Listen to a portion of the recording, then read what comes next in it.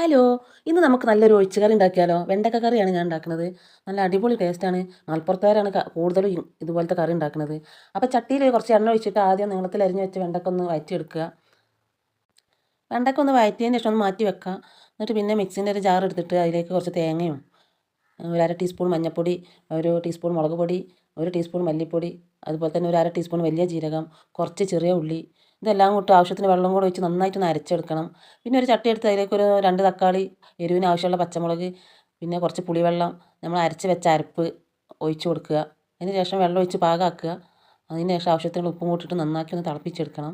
അത് നന്നായി തിളച്ചതിന് ശേഷം നമുക്ക് നേരത്തെ വഴറ്റി വെച്ച വെണ്ടക്ക ഇട്ട് കൊടുക്കുക. ഇത് നന്നാക്കി ഒന്ന് ഇളക്കി ചേർത്ത് ഒന്ന് തിളപ്പിച്ചെടുക്കണം. അപ്പോൾ നന്നായി തിളച്ച് വന്നിട്ടുണ്ട്.